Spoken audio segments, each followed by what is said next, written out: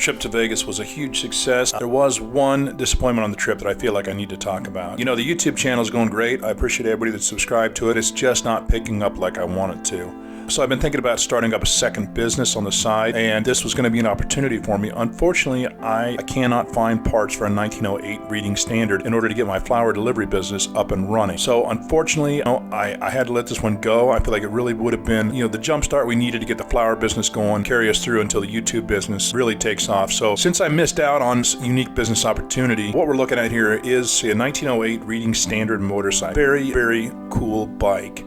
Unfortunately, this one is a static display. It does not run. Definitely could be made to run. This engine is sort of a universal engine. I don't remember off the top of my head who actually makes it, but it does use mostly Indian components. I believe these engines are built under license. So in reality, most of the parts are available to get these engines back on the road.